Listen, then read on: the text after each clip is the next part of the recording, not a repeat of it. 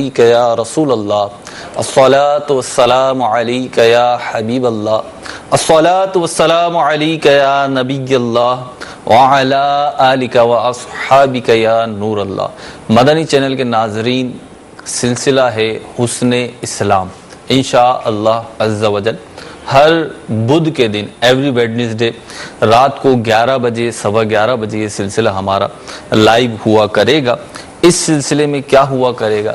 دین اسلام جو کہ دین فطرت ہے، مکمل ضابطہ حیات ہے، اس کی تعلیمات، اس کے عقائد، اس کے نظریات، اس کی تعلیمات، اس کی معاشرتی پہلو، اس کے اخلاقی پہلو اور دین اسلام کی کوئی ایک بات کو لے کر انشاءاللہ عز و جل ہم اس کے مختلف پہلوؤں پہ گفتگو کریں گے اور اس کی وہ خوبصورتی بیان کریں گے جو اس بات کے اندر، اس عقیدے کے اندر یا اس معاشرتی اور اخلاقی پہلو کے اندر نبی کریم علیہ الصلوۃ والسلام کی کسی اخلاقی وصف کے اندر، کسی صفت کے اندر، کسی سنت کے اندر موجود ہوا کریں گے انشاءاللہ عز و جل۔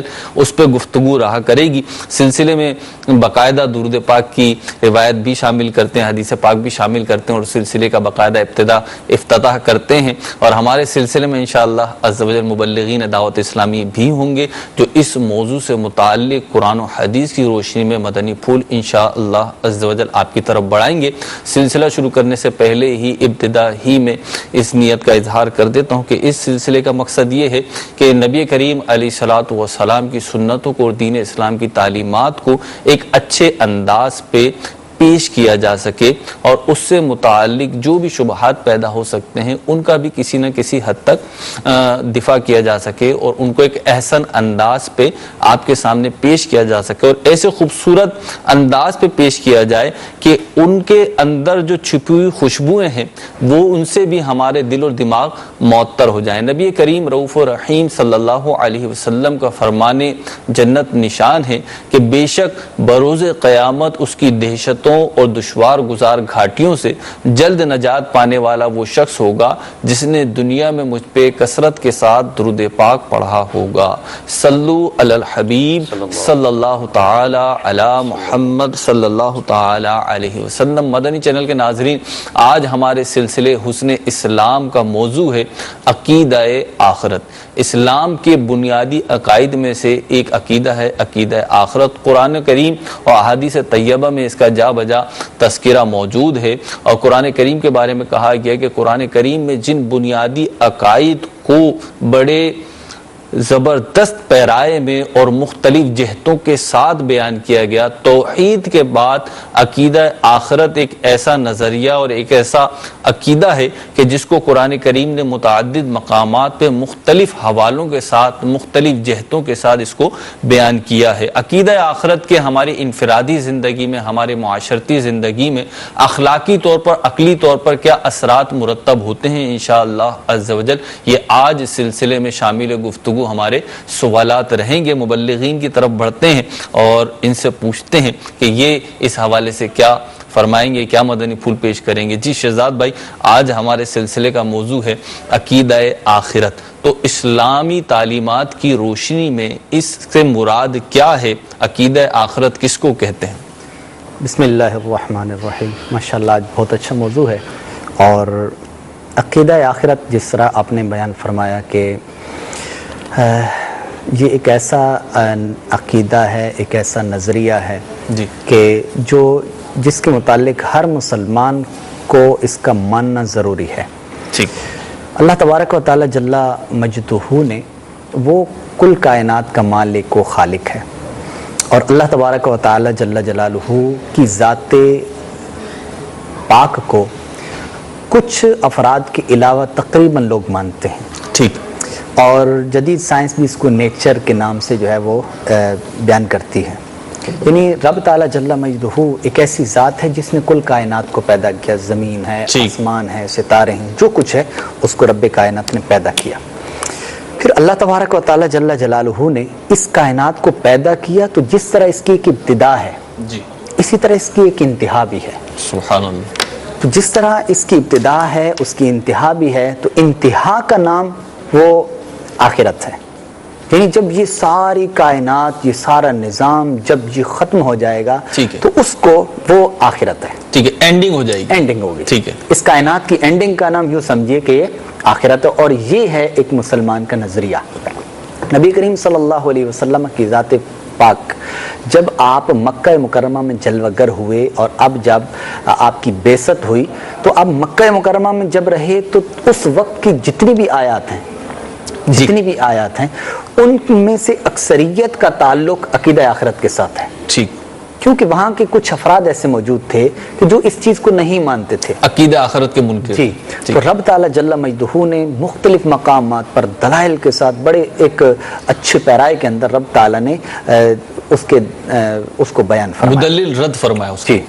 اچھا، اب دوسری بات یہاں پر یہ ہے کہ اللہ تبارک و تعالیٰ جل جلالہ نے جب کل کائنات کو پیدا کیا، بنی نوع انسان کو پیدا کیا، تو اب بنی نوع انسان کو پیدا کیا ہے، یہ جتنی چیزوں کو پیدا کیا ہے یہ ساری کی ساری جی اس اشرف المخلوقات انسان کے لیے پیدا کی، یعنی کائنات میں جتنی ساری اشیاء کائنات ہیں، جو بنائی گئی، ساری کائنات وہ اس بنی نوع انسان کے لیے بنائی گئی، ٹھیک ہے، اور جب بنی نوع انسان کے لیے بنائی گئی تو اب رب تعالیٰ جل مجدہ نے مثال کے طور پر یہی زمین بنائی، ٹھیک، تو کس کے لیے؟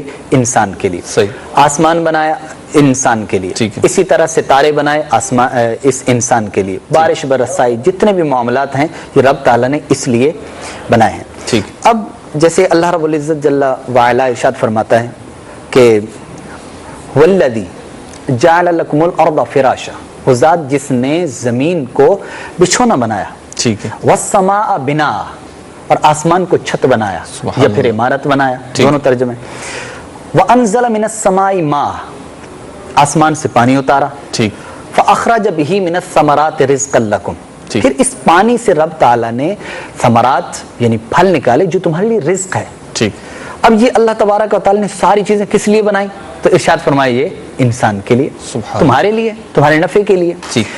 تو پتہ چلا کہ جتنی کائنات بنی ہے وہ رب تعالیٰ نے اس انسان کے لیے بنائی، ٹھیک۔ اب رب تعالیٰ نے انسان کو کیوں پیدا کیا؟ صحیح، تو خود خالق کائنات جل وعلا نے اس کا اعلان فرمایا قرآن پاک کے اندر، وما خلقت الجن والانس الا لیعبدون، کہ ہم نے انسانوں اور جنوں کو فقط اپنی عبادت کے لیے پیدا کیا، ٹھیک ہے۔ اب انسان کی پیدائش کا مقصد پتہ چل گیا، جنات کی پیدائش کا مقصد پتہ چل گیا، تو جس طرح جب یہ اس دنیا کے اندر آئے ہیں اب ان سے ایک مقصد ہے، ٹھیک ہے، اور اس مقصد کی ایک تکمیل بھی ہے، صحیح ہے، کہ اب دنیا کے اندر رب تعالیٰ جل وعلا نے اپنے محبوبوں کو بھیجا، اپنے انبیاء کرام علیہم السلام کو بھیجا، پھر وہ اس بنی نوع انسان کو رب تعالیٰ کی طرف بلاتے رہے، توحید کی طرف، رسالت کی طرف بلاتے رہے، پھر آخر کے اندر ایک وقت وہ آئے گا کہ جب ان سب کو حساب کتاب دینا ہوگا، ٹھیک، دنیا میں بھیجا تھا تو لہٰذا کیا کیا، ٹھیک، اب اس کے لیے رب تعالیٰ جل مجدہ نے کچھ مراحل رکھے ہیں، صحیح، جیسے یہاں دنیا کے اندر بھی ایک شخص مستقل نہیں رہتا، صحیح، آخر کچھ عرصہ رہتا ہے، پھر اس کے بعد اس نے قبر میں چلے جانا ہے، صحیح، قبر کے بعد کا ایک سلسلہ ہے، پھر اس کے بعد یہ جس کو ہم عقیدہ آخرت کہہ رہے ہیں، یہ آخرت کا معاملہ یہ درپیش ہوگا، ٹھیک، تو لہٰذا یہ ایک یعنی مختصر الفاظ کے اندر میں نے یہ عرض کیا کہ اللہ تبارک و تعالی جل مجدہ نے کائنات کا آغاز کیا، آغاز کرنے کے بعد پھر اس کا اختتام ہوگا، اور یہ اختتام اس کے لیے کس وجہ سے ہے؟ تاکہ اس انسان کو جو بھیجا تھا، جس مقصد کے لیے بھیجا تھا، اب آخرت کے اندر پتہ چلے، آخرت کے اندر اس کے سامنے واضح کر دیا جائے کہ اس نے کیا کچھ کیا ہے، رب کی فرمانبرداری کی یا رب تعالیٰ کی نافرمانی کی، اب قیامت کے دن اس کو پتہ چلے گا، تو یہ آخر کے جو جتنے بھی معاملات ہیں یہ سارے کے سارے ایک مسلمان کے لیے ماننا واجب ہے، ضروری ہے، اور یہی عقیدہ آخرت ہے۔ جی غلام محی الدین میں آپ کا جی بالکل جامعیت کے ساتھ بیان فرمایا، عقیدہ آخرت کی وضاحت بڑے احسن انداز میں بیان فرمائی۔ اس میں تھوڑا سا عرض یہ بھی ہے کہ عقیدہ آخرت کا مطلب یوں بھی بیان کیا جاتا ہے کہ اس بات کا یقین محکم اپنے دل و دماغ میں راسخ کر لینا، یقین بٹھا لینا کہ ہمیں مرنے کے بعد پھر دوبارہ زندہ کیا جائے گا، ٹھیک ہے، اور پھر خدا عز و جل کے سامنے ہمیں اپنی زندگی کا حساب دینا پڑے گا، اپنے عمل کے اعتبار سے سزا اور جزا کا ہمیں سامنا کرنا پڑے گا، یہ ساری باتیں عقیدہ آخرت میں آتی ہیں، اور اسی کو اہل اسلام اسی یوم الحساب کو، حساب کے دن کو اہل اسلام قیامت کا دن کہتے ہیں کہ قیامت کا دن برحق ہے، اس پر ایمان لانا، اس پر ایمان رکھنا اور اس کو دل و جان سے تسلیم کرنا، یہ اسلامی بنیادی عقیدوں میں سے ایک بنیادی عقیدہ ہے۔ یعنی جس طرح اللہ تبارک و تعالیٰ کے وجود کا انکار کرنے سے بندہ کافر ہو جاتا ہے، اسی طرح آخرت پر ایمان نہ لانے سے، اس کا انکار کرنے سے دائرہ اسلام سے خارج ہو جائے گا۔ اور علماء نے یہ بھی بیان فرمایا کہ اس کا انکار کرنے سے جو آخرت کا منکر ہوا تو وہ حقیقتاً گویا کہ اللہ تبارک و تعالیٰ کی علم و قدرت کا انکار کرنے والا ہے کہ جس نے تمام عالمین کی تخلیق فرمائی تو اب ان عالمین کا اختتام کرنے والا بھی وہی رب ہے، اس عالم کا اینڈ کرنے والا، اس عالم کو آخرت کی صورت دینے والا جس کو ہم عالم آخرت کہتے ہیں، تو وہی رب تبارک و تعالیٰ۔ اور قرآن مجید میں بڑی وضاحت کے ساتھ اس آخرت پر ایمان رکھنے کو بیان فرمایا وَبِالْآخِرَةِ هُمْ يُوقِنُونَ، کہ متقین کے درجات بیان فرمائے کہ متقین وہ ہیں جو غیب پر ایمان لاتے ہیں، نماز قائم کرتے ہیں، زکوٰۃ دیتے ہیں، اللہ کی منزل کردہ کتاب پر ایمان لاتے ہیں، اور ساتھ یہ فرمایا کہ جو آخرت پر یقین رکھتے ہیں، آخرت پر جو یقین رکھتے ہیں یہ متقین ہیں۔ مطلب یہ ہے کہ جو آخرت پر یقین رکھے گا اسے خوف خدا نصیب ہوگا، جس کا آخرت پر یقین نہیں ہے یا یقین کمزور ہے تو خدا کا خوف اس سے زائل ہو جائے گا، اس کے دل سے خوف خدا زائل ہو جائے گا، اور جس کے دل سے خوف چلا گیا، اور کہا جاتا ہے وَإِذَا فَاتَكَ الْحَيَاءُ فَافْعَلْ مَا شِئْتَ، جب خوف نہ رہا تو انسان کے دل میں جو حیا ہوتی ہے وہ ختم ہو جائے گی، اور جب حیا ختم ہو جاتی ہے تو پھر جو چاہے کرے، کیونکہ الحیاء من الایمان، حیا ایمان سے۔ اور اس بارے میں یہ بھی عرض کروں گا کہ اس زمانے میں، زمانے رسالت میں جو مکی دور تھا، سرکار علیہ الصلوۃ والسلام کا ہجرت سے قبل جو دور تھا، اعلان نبوت کے بعد ظاہری اعتبار سے جو آپ نے اعلان نبوت فرمایا، تو جیسا کہ فرمایا کہ اکثر آیات کا تعلق آخرت کے ساتھ ہے، لیکن انہوں نے آخرت کا سرے سے انکار کر دیا۔ وہ اس بات کو تسلیم ہی نہیں کرتے تھے کہ ہم مرنے کے بعد دوبارہ اٹھائے جائیں گے، کہ عذاب قبر ہوگا یا ثواب قبر ہوگا یا ہمیں قیامت کا منہ دیکھنا پڑے گا۔ تو جتنا وہاں سے انکار بڑھا، اتنی ہی وضاحت کے ساتھ اللہ تبارک و تعالیٰ نے آخرت پر یقین کرنے کے حوالے سے آیات مقدسہ نازل فرمائی۔ وما ادراک ما یوم الدین، تم کیا جانو کہ جزا کا دن کیا ہے، ثم ما ادراک ما یوم الدین، پھر تم کیا جانو جزا کا دن کیا ہے، وہ یوم لا تملک نفس لنفس شیئا، وہ دن ہے جس میں کوئی جان کسی جان کی مالک نہیں ہوگی، والامر یومئذ للہ، اور اس دن حکم صرف اللہ کا ہوگا، وہ آخرت کا دن ہے۔ اور یہ بھی کہا گیا غلام الدین بھائی یہاں پہ کہ یہ جو عقیدہ آخرت ہے، کیونکہ زندگی جو ہے دارالعمل کا نام ہے، دنیا دارالعمل ہے، اس زندگی میں آپ عمل کر سکتے ہیں، اس کا نتیجہ اس زندگی میں کمال و تمام ظاہر نہیں ہوگا، نظر نہیں آئے گا۔ تو اس زندگی میں جو عمل کیا ہے اس کے نتیجے کے لیے، اس کی جزا و سزا کے لیے ایک کوئی دن ہونا چاہیے، ایک کوئی مقام ہونا چاہیے، کوئی عقلی اعتبار سے ہونا چاہیے کہ جہاں جا کر، جہاں پہنچ کر یہ جو سارے اعمال آپ نے کیے ہیں، اچھے کیے ہیں یا برے کیے ہیں، اور اپنی نظروں میں جو اچھے ہیں یا اپنی نظروں میں جو برے ہیں، ان کی حقیقت جو ہے وہ ظاہر ہو، اور عقیدہ آخرت کی بنیاد پر یہ بات پتہ چلے گی۔ ایک مومن جو ہے، جو عقیدہ آخرت پہ ایمان رکھنے والا ہے، وہ جب اس پیش نظر ہوگا اس کو کہ مجھے آخرت میں اپنے ہر عمل کا، اپنے ہر فعل کا، اپنی ہر بات کا، اپنے ہر کام کا جواب دینا ہے، تو پھر اس کا جو عمل ہوگا، اس کا جو اٹھنے والا قدم ہوگا، وہ کیونکہ نتیجے پہ نظر رکھے گا کہ مجھے اس کا جواب دہی کرنا ہے، اور ہر کیے کا جو بھی اس کی جزا سزا ہے وہ مجھے مل کر رہے گی۔ تو اس سے کہ انفرادی حیثیت میں انسان کا جو عمل ہوتا ہے وہ کاملیت کی طرف، اکملیت کی طرف، بھلائی کی طرف، اچھائی کی طرف جاتا ہے، اور جب ایک فرد کا عمل اس طریقے سے سدھرنا شروع ہوتا ہے، اچھائی پر مبنی ہونا شروع ہو جاتا ہے، تو معاشرے میں بھی اس کے اثرات پڑتے ہیں۔ کیا کہیں گے آپ؟ یہ بہت اچھا آپ نے جس کو بولتے ہیں نا وہ ایک مدنی پھول بیچ میں سے بیان کیا۔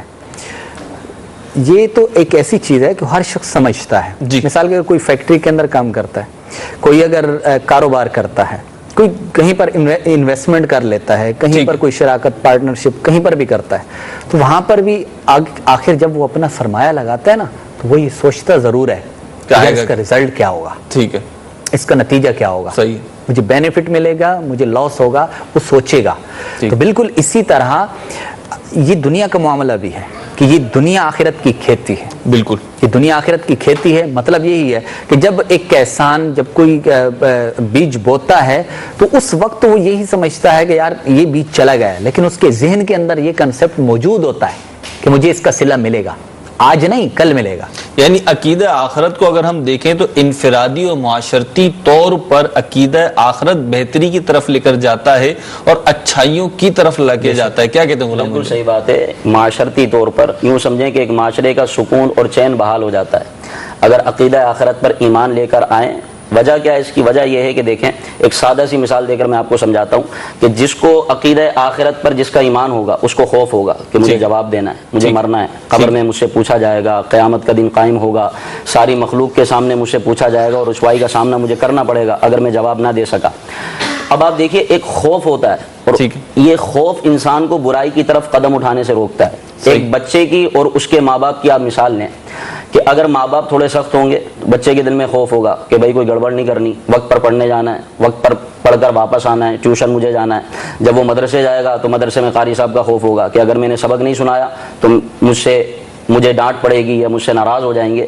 تو یہ خوف. اسی طرح نوکر اور سیٹ کا معاملہ ہے کہ اگر تھوڑا سیٹ سخت ہوگا تو نوکر کے دل میں خوف ہوگا میں نے تھوڑا سا بھی گڑبڑ کی تو یہ مجھے نوکری سے نکال دے گا. بلا تشبیہ بلا تمثیل جس کے دل میں آخرت کا خوف ہوگا، آخرت پر یقین کامل ہوگا تو وہ ان تمام برائیوں سے بچے گا. اور جس کے دل سے یہ خوف اٹھ گیا تو اب وہ قتل و غارت گری بھی کرے گا کیونکہ اس کو کسی نے پوچھنا ہی نہیں ہے. اس کے دل میں اس کے یہ ذہن بن گیا ہے، یہ عقیدہ راسخ ہو گیا کہ مرنے کے بعد سب ختم ہو جانا ہے، مجھ سے کوئی سوال نہیں ہوگا، اس کا کوئی اپنا خوف باطل نہیں. نظریہ یہ بن گیا. اب اس کا نقصان یہ ہوگا کہ وہ قتل و غارت گری بھی کرے گا، جناب وہ لوٹا ماری بھی کرے گا اور وہ یوں سمجھیں کہ دھوکہ دہی فراڈ بھی کرے گا، لوگوں کے مکانوں پر جائیدادوں پر قبضہ بھی کرے گا، والدین کے حقوق پورے نہیں کرے گا، یہ اولاد کے حقوق پورے نہیں کرے گا، پڑوسیوں کے حقوق یہ پورے نہیں کرے گا، ماں باپ کی نافرمانی یہ کرے گا، رشوت یہ کھائے گا، سود سے یہ نہیں بچے گا کیونکہ اس کے دل سے خوف اٹھ گیا. تو یہ ایک انفرادی اعتبار سے بھی خسارے کا سبب بنے گا اور معاشرتی اعتبار سے بھی یہ گویا کہ معاشرے کا ناسور بن جائے گا اور اس سے سب تنگ آ جائیں گے. یہ صرف عقیدہ آخرت پر ایمان نہ رکھنے کی وجہ سے. اور جس کا ایمان ہوگا، ہم دیکھتے ہیں کہ مسلمانوں میں ایک بہت بڑا طبقہ ایسا ہے کہ آپ اکثریت کو دیکھیں گے صبح صبح گرم اور نرم بستروں کو چھوڑ کر مسجد کی پہلی صف میں موجود ہوتے ہیں. کیا ہے کہ یہ خوف ہے کہ مجھ سے پوچھا جائے گا. سامنے کھانا موجود ہے، پانی موجود ہے، لیکن رمضان کے اندر روزہ رکھ کر سب کچھ موجود ہے، ہاتھ بڑھا کے پانی پی سکتا ہے، لیکن خوف ہے کہ مرنے کے بعد مجھ سے پوچھا جائے گا اور رب دیکھ رہا ہے، اللہ تبارک و تعالی ہر جگہ دیکھ رہا ہے. تو یہ جب خوف ہوگا تو انسان کئی برائیوں سے بچے گا، بد عملی سے بچے گا اور جنت کے راستے پر چلے گا. عقیدہ آخرت یہ بڑی بنیادی اور اس کے اندر دنیاوی نقصان تو ہیں، ذلت میں بھی ہلاکت و بربادی ہے اور یعنی قیامت کے دن بھی ذلت ہے، رسوائی ہے اور ہلاکت و بربادی کا سامنا کرنا پڑے گا کہ جہنم اس شخص کا مقدر ہے جو اس عقیدے کو لے کر مرا کہ آخرت پر ایمان نہیں ہے یا آخرت کوئی چیز نہیں ہے یا عقیدہ آخرت کچھ نہیں ہے. ٹھیک ہے، اس کی بربادی ہے. اپنا شہزاد بھائی ایک بات اگر ہم غور کریں تو ہم یہ دعویٰ کر رہے ہیں کہ جو عقیدہ آخرت پر ایمان رکھے گا، غلام محی الدین بھائی نے قید لگائی کہ کامل ایمان رکھے گا تو وہ ان چیزوں سے بچے گا اور ان چیزوں میں پڑھنے سے بچے گا. لیکن عملی میدان میں جب ہم دیکھتے ہیں تو اس میں کچھ کمزوری نظر آتی ہے، تو اس کی کیا توجہ ہوگی پھر؟ دیکھیں ایک چیز کے اندر فرق ہوتا ہے کہ ایک چیز کو ماننا ہے لیکن کیسے ماننا ہے. ٹھیک ہے، ماننے کے کچھ تقاضے ہوتے ہیں. صحیح ہے. اب ایک شخص اس بات کا دعویٰ کرے کہ میں اپنے والد صاحب کی تعظیم کرتا ہوں، جب انہوں نے پانی مانگا تو حضرت پانی دینے کے لیے تیار نہیں ہے. ٹھیک ہے، تو بھائی یہ کیسے ماننا ہوا؟ ماننے کے تقاضے پورے کرنے. ایک مسلمان ہے وہ کہہ رہا ہے کہ بھائی میں جو آخرت پر ایمان رکھتا ہوں، لیکن ہوتا یوں ہے کہ بسا اوقات نفس ہے، شیطان ہے، کچھ اس طرح کے عوارض بیچ میں آ جاتے ہیں کہ جو اس کے لیے آڑ بن جاتے ہیں. وقتی طور پر اس کا جو ذہن ہوتا ہے وہاں سے ہٹ جاتا ہے. ٹھیک ہے، اب وہ جب وقتی طور پہ ہٹتا ہے نا تو وہ کسی لالچ کے اندر یا کسی ایسے معاملات کے اندر پڑ جاتا ہے جس کی وجہ سے وہ چیز ذہن پر اب حاوی نہیں رہتی. ٹھیک ہے، بالکل ایسے ہی جیسے ایک شخص ہے اور وہ کسی فیکٹری میں کام کرتا ہے تو سیٹ صاحب کو اس کو ڈر ہے کہ بھئی شام کے وقت انہوں نے مجھ سے پوچھنا ہے کتنا کام کیا ہے. صحیح. لیکن وقتی طور پہ ایسا ہو گیا کہ جناب دوست آ گئے، انہوں نے آپس میں باتوں میں لگا دیا، انہوں نے گفتگو میں لگا دیا، کھانے میں لگا دیا، اس طرح کے کام میں اس کو لگا دیا. اب یہ اس میں پڑ گیا ہے، وقتی طور پر اس کے ذہن سے یہ بات اوجھل ہو گئی ہے صحیح، لیکن حقیقتاً کیا ہے؟ حقیقتاً اس کے ذہن میں یہ بات ہے کہ میں نے آخر میں جواب دینا ہے۔ تو اسی طرح مسلمان کے عقیدے کی بھی بات ہے کہ مسلمان اسی طرح جب تک ایک دینی ماحول میں رہتا ہے، جب تک ایک جو اپنا مذہبی ماحول ہے اس کے اندر رہے گا اور ایسے افراد کے مابین رہے گا تو اس کا ذہن بنا رہے گا۔ جیسے ایک نمازی ہوگا تو وہ کم اس طرح کے جرائم کرے گا بنسبت اس کے کہ جو اپنے دین سے تھوڑا سا ہٹا ہوا ہوتا ہے، تو اس کا اب وہ ذہن کافی نہیں، اب وہ ذہن نہیں رہتا، وہ ماحول نہیں رہتا، وہ ایٹماسفیئر اس کو نہیں ملتا، تو جس کی وجہ سے وہ کیا ہوتا ہے؟ ان جرائم کی طرف لگ جاتا ہے۔ پھر اس کو ایسا ایک ماحول مل جاتا ہے کہ جو جرائم والا ہوتا ہے، تو نتیجہ کیا ہوتا ہے کہ وہ اس کے اندر لگ جاتا ہے، اور وہ جو خوف، وہ ڈر کہ اللہ تبارک و تعالیٰ دیکھ رہا ہے، میں نے کل مرنا ہے، میں نے کل میدان محشر کے اندر رب تعالیٰ کی بارگاہ میں جواب دینا ہے، تو ایسے موقع پر پھر وہ چیز ذہن سے اوجھل ہو جاتی ہے، ذہول ہو جاتا ہے، جس کی وجہ سے وہ ایسے ان معاملات کی طرف پڑ جاتا ہے۔ لیکن اس کا یہ ہرگز مطلب نہیں کہ وہ آخرت پر ایمان نہیں رکھتا۔ اچھا، وہ ایمان رکھتا ہے، وہ اوجھل ہو جاتا ہے یا پردہ پڑ جاتا ہے یا اس کے اوپر وقتی طور پہ گرد جم جاتی ہے اور اس کی وہ کیفیات باقی نہیں رہتی، تو میرے مدنی چینل کے ناظرین یہاں پہ ہم اپنا محاسبہ کرنا چاہیے، ہمیں دیکھنا چاہیے کہ ہم الحمدللہ عز و جل مسلمان ہیں، اور مسلمان ہونے کے ناطے ہمارے بنیادی عقائد میں سے جن پر ہم ایمان لے کر آئیں عقیدہ آخرت بھی ہے۔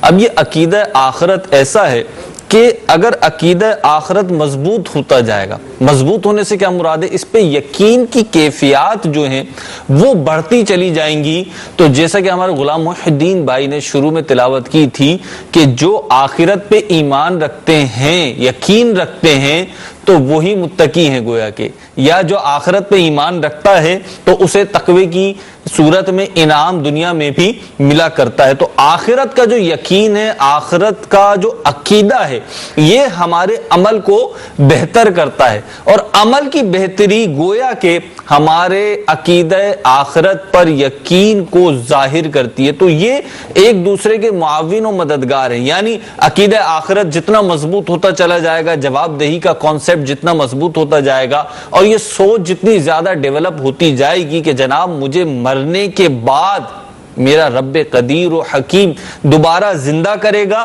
اور مجھے اس کی بارگاہ میں پیش ہونا ہوگا، اور مجھے اپنے کیے کی جزا بھی ملے گی اور سزا بھی ملے گی، جیسا بویا ہوگا وہ مجھے کاٹنا ہوگا، اور اسی طریقے سے عملی میدان میں ہوگا۔ اور میرے مدنی چینل کے ناظرین، یہاں پہ ایک بڑی پیاری چیز یہ عرض کروں کہ آج دنیا میں عقیدہ آخرت کی اہمیت اور اس کی ضرورت سمجھیے شہزاد بھائی، کہ آج دنیا میں کسی شخص کے پاس مال و دولت ہے، اختیار ہے، منصب ہے، طاقت ہے، دسیوں طرح کی چیزیں ہیں، تو وہ ہو سکتا ہے کسی کے اوپر ظلم کر بیٹھے، وہ کسی پہ ظلم کر بیٹھے، سامنے والا مظلومیت کی کیفیت میں آ جائے اور وہ کچھ بگاڑ بھی نہ پائے، کوئی مقدمہ بھی نہ کر سکے، کوئی کیس بھی نہ کر سکے، کوئی نقصان بھی نہ پہنچا سکے، یہ ہو سکتا ہے۔ اسی طرح ہم دیکھیں کہ دکاندار نے چیزیں دی، حساب میں غلطی ہو گئی، حساب میں غلطی ہوئی، اب جب پیسے دینے کی باری آئی، رقم دینے کی باری آئی، تو کسٹمر جو ہے، جو محسوس کر رہا ہے کہ حساب میں غلطی ہوئی ہے اور دکاندار نے قیمت کم لکھ دی ہے، ٹوٹل میں کمی ہو گئی ہے، اب اگر وہ اس کو کھا جاتا ہے تو یہ جو چیز ہوگی یہ اس بات کا تقاضا کرتی ہے کہ ان چیزوں کے سدباب کے لیے یا ان کے نتیجے کے لیے یا ان کا جو بھی ایک رزلٹ آنا ہے، کیونکہ زیادتی ہوئی ہے، ایک کے ساتھ زیادتی ہوئی ہے، ایک فریق نے زیادتی کی ہے، دوسرا زیادتی سہنے والا ہے، ایک مظلوم ہے، ایک ظالم ہے۔ دنیا میں کسی کا کچھ نہیں بگاڑ سکے، کسی کی کسی بات کی بنا پر پتہ ہی نہیں چلا، یعنی مظلوم کو یا تو پتہ نہیں چلا یا پھر مظلوم کو پتہ بھی چلا تو وہ اس کیفیت ہی میں نہیں تھا کہ وہ اپنا بدلہ لیتا۔ تو یہ بات تو اس کا تقاضا کرتی ہے کہ ان دونوں کے مابین ہمارا رب عز و جل جو کہ سب سے بڑھ کے انصاف کرنے والا ہے وہ انصاف فرمائے۔ اب اس انصاف کے لیے، اس ججمنٹ کے لیے کوئی ایک دن ہونا چاہیے، وہ جزا کا دن، کوئی دنیا ہونی چاہیے، کوئی ایک کیفیات، کوئی ایک مقام ہونا چاہیے جہاں پہ اس کا حق اور باطل کا فرق پتہ چل جائے. اچھا پھر اس کو ہم نظریات و عقائد میں بھی دیکھ سکتے ہیں کہ آج اگر کوئی شخص اپنے باطل عقائد پہ اڑا ہوا ہے تو اسے غور کرنا چاہیے. بسا اوقات وہ خود فیل کر رہا ہوتا ہے کہ میرا عقیدہ، میرا نظریہ، میری سوچ غلط ہے، لیکن محض کسی نہ کسی باطل وجوہ کی بنا پہ، وجوہات کی بنا پر وہ اس سے رکا ہوا ہوتا ہے.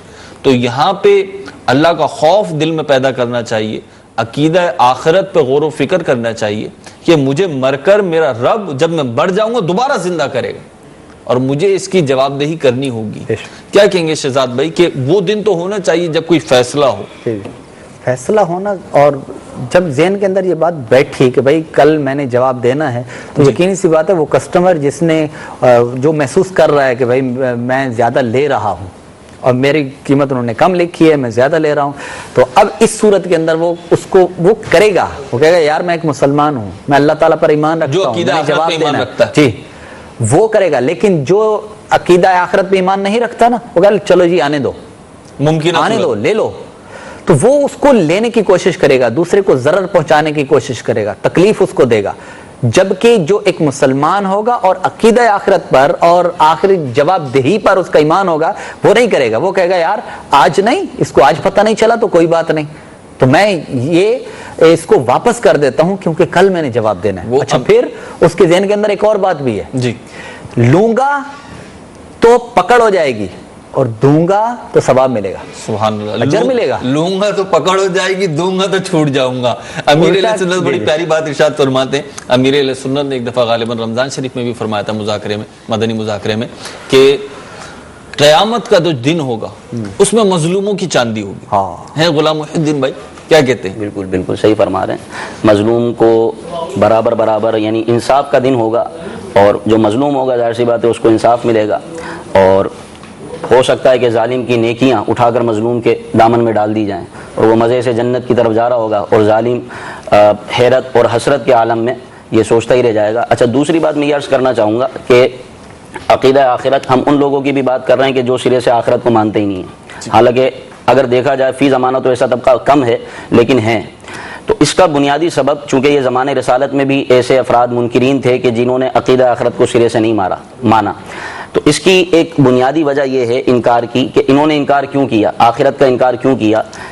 وجہ یہ تھی کہ انہوں نے آخرت کو اپنی عقل کے ترازو میں تولا، ٹھیک ہے، کہ جب انسان مر جائے گا، ذرہ ذرہ ہو جائے گا، ہڈیاں بوسیدہ ہو جائیں گی، تو اب اس کو کیسے دوبارہ زندہ کیا جائے گا. تو وہ اس کو اپنی عقل کے پیمانے پر اس کو ماپتے رہے. حالانکہ ان کے پاس اپنے طور پر وہ یہ کہتے تھے کہ بڑے عقل مند ہیں، لیکن سب سے بد عقل وہ تھے. اس کی وجہ یہ تھی کہ اللہ و رسول عز و جل و صلی اللہ تعالی علیہ وسلم کے حکم کے آگے ہماری عقلیں قربان، شریعت کے آگے ہماری عقلیں نہیں چل سکتی، بلکہ ان احکام کے آگے ہمارے لبیک چلے گا اور ان پر لبیک کہا جائے گا. تو اب کیا ہوا، انہوں نے آخرت کا انکار کیا، عقیدہ آخرت کا انکار کیا، جس کے نتیجے میں عذاب قبر کا بھی انکار لازم آیا، جنت و دوزخ کا بھی انکار لازم آیا، بعثت و معاد کا بھی، حشر و نشر کا بھی انکار لازم آیا. اس ایک عقیدے سے کتنے عقائد کی نفی لازم آئی اور کتنے عقیدوں کا جو ہے انکار لازم آیا. ان کا اعتراض یہ تھا من یحیی العظام وہی رمیم، جو ہڈیاں بوسیدہ ہو گئی ہیں وہ دوبارہ کیسے زندہ ہوں گی. اللہ تبارک و تعالی نے بڑے بلیغ انداز میں ان کا قرآن مجید میں رد فرمایا. قرآن مجید نے بڑی فصاحت و بلاغت کے ساتھ ان کا رد کیا کہ قل یحییھا الذی انشأھا اول مرہ وہو بکل خلق علیم. اے محبوب ان سے کہہ دیجئے کہ جس نے تمہیں پہلی مرتبہ زندہ کیا تھا وہی دوسری مرتبہ پہ اٹھانے پر قادر ہے. کیا بات ہے، وسوسہ شیطانی جو تھا کہ ہم دوبارہ زندہ کیسے ہوں گے، دوبارہ زندہ کیسے ہوں گے. قرآن کریم نے کتنا پیارا اسلوب بیان فرمایا کہ جس نے تمہیں پہلی دفعہ پیدا فرمایا، پہلے عدم سے وجود میں لایا. یہ مشکل کام، یہ مشکل ہے، یہ مشکل تھا کہ پہلے تم تھے ہی نہیں، تو اب آ گئے، وجود میں آ گئے. تو اب جب تمہارے یہ چیزیں منتشر ہو جائیں گی تو پھر ان کو دوبارہ یکجا کر دینا اور زندگی عطا کر دینا یہ کون سا کمال ہے. یہ بھی ہوتا ہے. میں ایک مثال دوں یہاں پہ صرف سمجھانے کے لیے آپ کو کہ دیکھیں دہی کیسے بنتا ہے. دہی بنتا ہے دودھ سے، ٹھیک ہے نا، تو سب کو ہی پتا ہے دہی دودھ سے بنتا ہے. لیکن دہی کا بننا زیادہ مشکل ہے یا دودھ کا بننا زیادہ مشکل ہے؟ جب دودھ وجود میں آ گیا تب اسے دہی بھی بن سکتا ہے، دیگر چیزیں بھی بن سکتی. بلا تمثیل بلا تشبیہ میں نے یہ عرض کی کہ جب اصل چیز موجود ہو، اصل موجود ہو، تو اس کے پھر فرع کو بنانا آسان ہوا کرتا ہے۔ جب عدم سے ایک چیز وجود میں آ گئی، بے شک وہ بعد میں منتشر ہو گئی یا وہ اپنی پہلے والی کیفیت پہ باقی نہیں رہی، لیکن جس رب نے عدم سے وجود دیا ہے، پہلے کوئی وجود ہی نہیں تھا سرے سے، بالکل اس رب نے عطا فرمایا۔ اور یہاں کیسے غور کرنے کی بات ہے، ویسے میرے اس وقت ذہن میں آ رہا ہے اپنا غلام محی الدین بھائی اور شہزاد بھائی، کہ رب تبارک و تعالی کی قدرت کو اگر ہم دیکھیں تو وہ بے جان چیزوں سے جاندار پیدا کر دیتا ہے، بے جان چیزوں سے جاندار پیدا کر دیتا ہے اور جاندار چیزوں سے بے جان بنا دیا کرتا ہے۔ اور پھر اس کی قدرت کے نظارے اگر ہم دیکھنا چاہیں، چرند پرند کیڑے مکوڑوں میں دیکھ سکتے ہیں، تو جب وہ ایسی تخلیقات فرمانے والا ہے، اور اس کی شان تو ہے کہ وہ کہتا ہے کن تو فیکون، کسی چیز کے بارے میں جب وہ چاہتا ہے کہ وہ ہو جائے تو وہ کہتا ہے ہو جا، تو وہ ہو جاتی ہے۔ بہرحال جی شہزاد تو بالکل سادی سی بات ہے کہ کوئی چیز جی وہ کسی کے بنائے بنتی نہیں ہے، ٹھیک ہے، جب تک کوئی بنانے والا نہ ہو، سانے نہ ہو، تو اس وقت تک وہ بنتی نہیں ہے۔ تو اتنی بڑی کائنات بغیر بنانے والے کی کیسے ہو سکتی ہے؟ یہاں میں ایک بات عقلی طور پہ عرض کروں گا کہ عقیدہ آخرت، یعنی جب یہ زمین آسمان یہ سب کچھ ختم ہو جائے گا، آج سائنس اس کو ایکسیپٹ کر رہی ہے، ٹھیک ہے، کہہ رہی ہے کہ بھئی یہ سب کچھ جائے گا، فنا ہو جائے گا، فنا ہو جائے گا، ٹھیک ہے۔ اس کی میں چند ایک مثالیں دیتا ہوں۔ وہ یہ کہ سب سے پہلی بات یہ ہے کہ ہمارے جو جسم ہے نا، جسم انسانی، تو اس کے ہمارے ہاں درجہ حرارت ہے، جو درجہ حرارت ہے نا، یہ دن بدن بڑھتا جا رہا ہے، ٹھیک ہے۔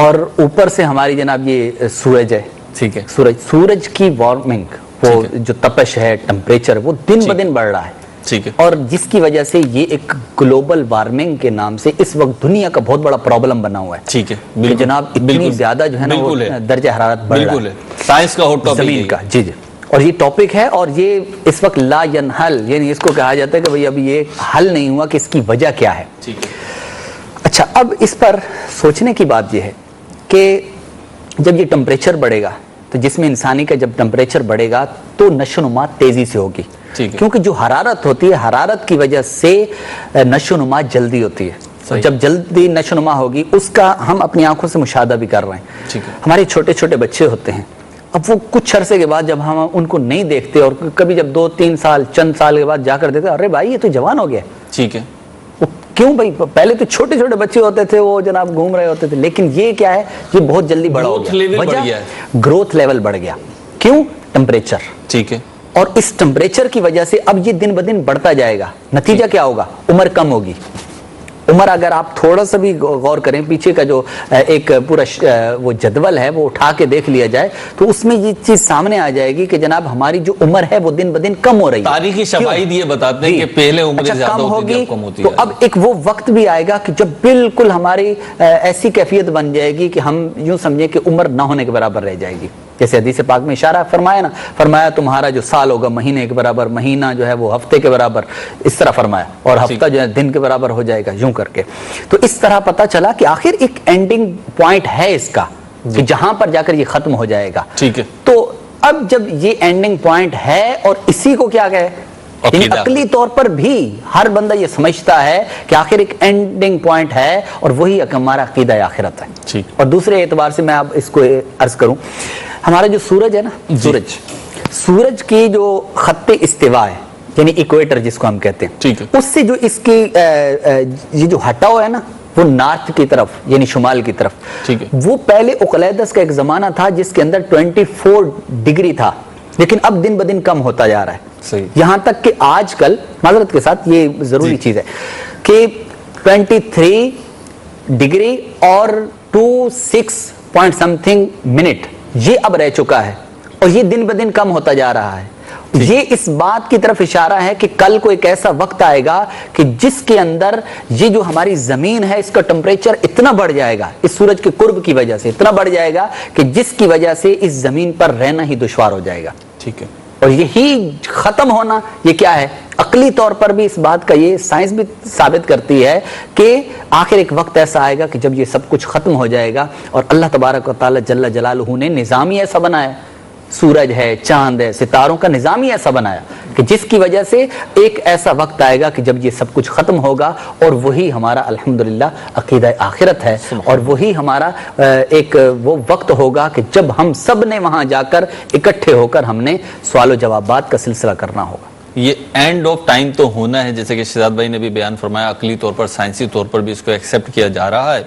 यहाँ पे एक बात अभी गुलाम मुहिद्दीन भाई ने कही कि एक उन्होंने अकल के तराजू पे तोला, अकीदा आखरत को तो इनकार कर दिया। एक वजह तो ये है, और एक बहुत बड़ी वजह अकीदा आखरत के इनकार की या कमज़ोरी की जो है वो है नफ्स पसंदी। जो नफ्स ने ख्वाहिश की उसकी पैरवी, शहवात की पैरवी, ख्वाहिशात की पैरवी। क्यों? क्योंकि जब आपका अकीदा आखिरत पर होगा तो आप बहुत सारी उन चीज़ों से बचेंगे, नफ्स जिनका करने का चाहेगा, जिनका करने का कहेगा।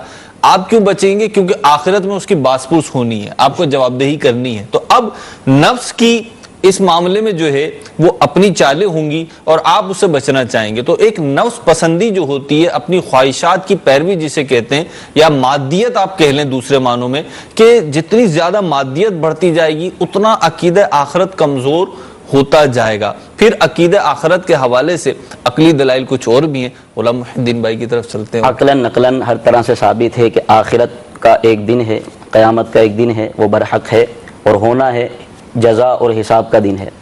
और मैं ये अर्ज़ करूँगा कि कुछ अभी भी इस तरह के अफराद हैं जो इसको अभी भी अकल के तराजू पे तोलते हैं और कहते हैं कि ये अकलन साबित ही नहीं है। अकलन ये बात कैसे मुमकिन है कि बिल्कुल मतलब बोसीदा हड्डियों को फिर दोबारा ज़िंदगी दी जाए और इस तरह किया जाए।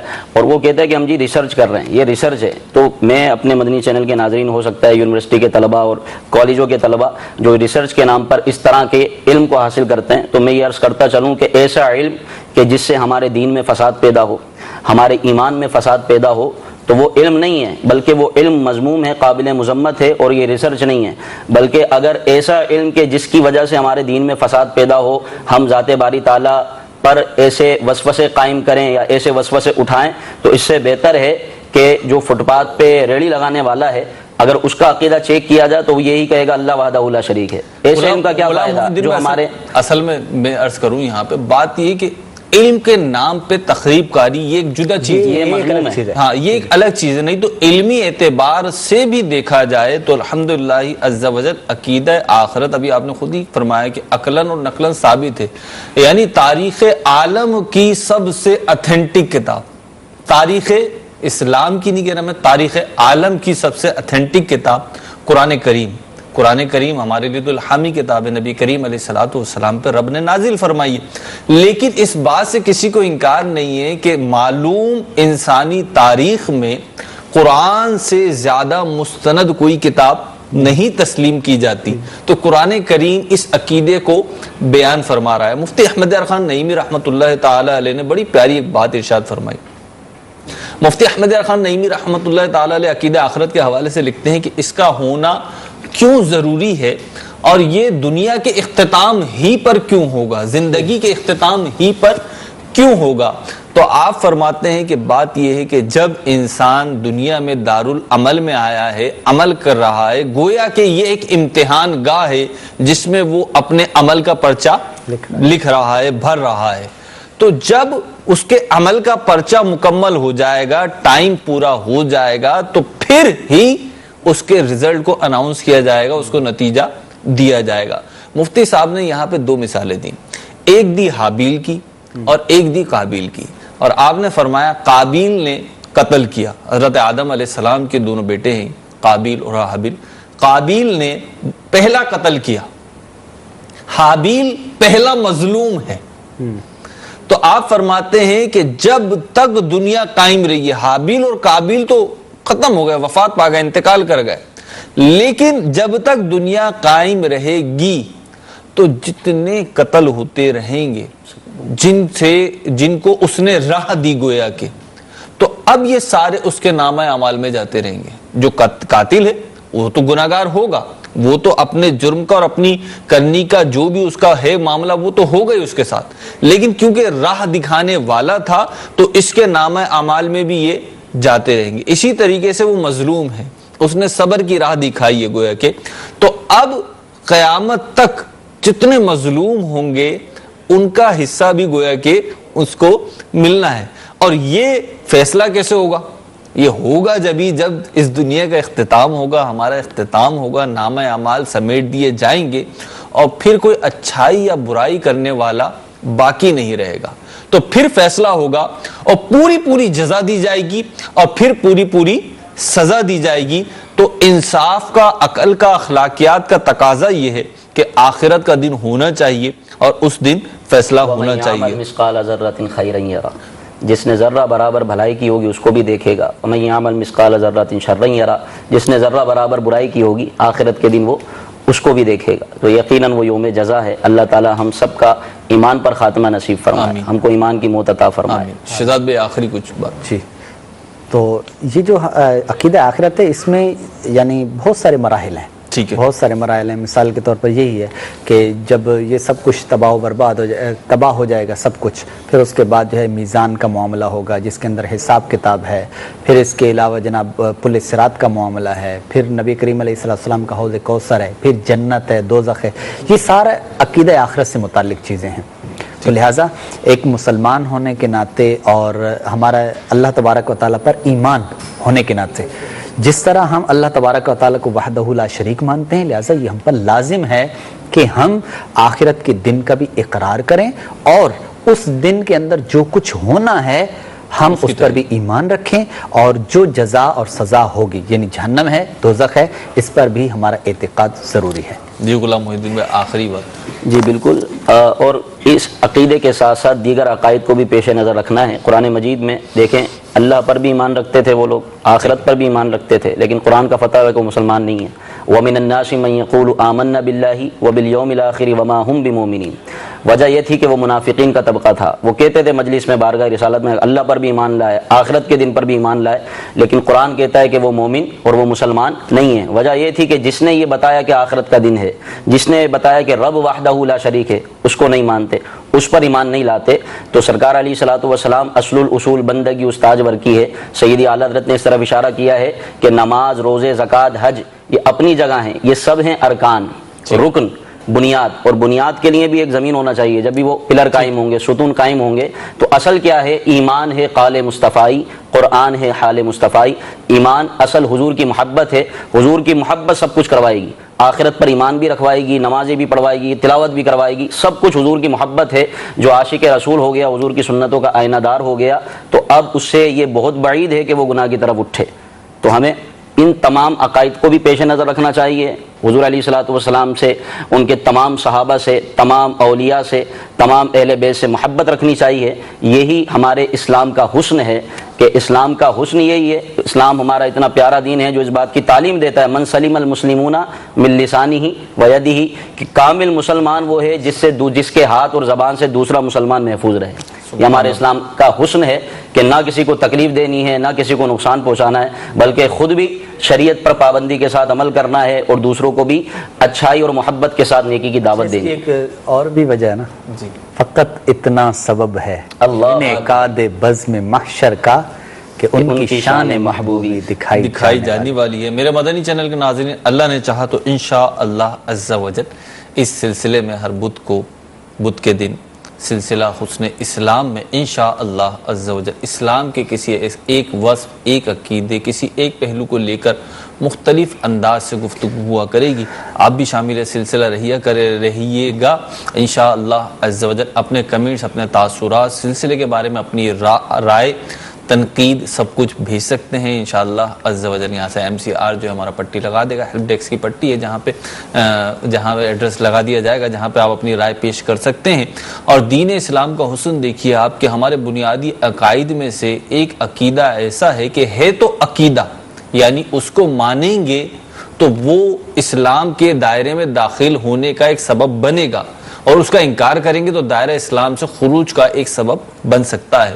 لیکن یہ عقیدہ ہمیں انفرادی طور پر بھی حسین کر رہا ہے، خوبصورت کر رہا ہے، ہمارے عمل کو خوبصورت کر رہا ہے، ہماری شخصیت کو حسن بخش رہا ہے. اور جب ایک فرد کی اس طریقے سے ٹریننگ ہوگی، اس طریقے سے تربیت ہوگی، اسے موٹیویشنز ملیں گی، تو انشاءاللہ عز و جل ایک مثالی معاشرہ تشکیل پائے گا، ایک مثالی معاشرہ بنے گا جہاں پہ ایک دوسرے کے حقوق یاد دلانے کی ضرورت نہیں پڑے گی، بلکہ انشاءاللہ عز و جل عقیدہ آخرت کی برکت سے، اس پہ کامل یقین رکھنے کی برکت سے ہر فرد دوسرے کے حقوق کا اپنے تئیں تحفظ کرے گا، کیونکہ اس کے پیش نظر یہ ہوگا کہ مجھے کل قیامت کے روز اس چیز کا جواب دینا ہے۔ اللہ تعالی ہمارے دلوں میں اس عقیدے کو مزید راسخ فرمائے، ہماری عملی زندگی میں اس کی بہاریں دیکھنا نصیب فرمائے۔ دعوت اسلامی کے مدنی ماحول سے وابستہ رہیے۔ کل جمعرات ہے، کل ہفتہ وار سنت و برا اجتماع ہوتا ہے، تو انشاءاللہ عز و جل مغرب کی نماز کے بعد مدنی چینل پر بھی دکھایا جاتا ہے لائیو، اور دنیا بھر میں جہاں جہاں فیضان مدینہ ہے، مختلف ممالک میں، مختلف شہروں میں یہ اجتماع ہوتا ہے، تو آپ بھی تشریف لائیے۔ باب المدینہ کراچی میں عالمی مدنی مرکز فیضان مدینہ سمیت کئی مقامات پہ یہ اجتماعات ہوتے ہیں، تو جو مقام آپ کے قریب ہے آپ وہاں تشریف لے جائیں۔ اللہ عز و جل ہمیں نیک اجتماعات میں شرکت کی توفیق عطا فرمائے۔ صلو علی الحبیب صلی اللہ تعالی علی محمد صلی اللہ علیہ وسلم۔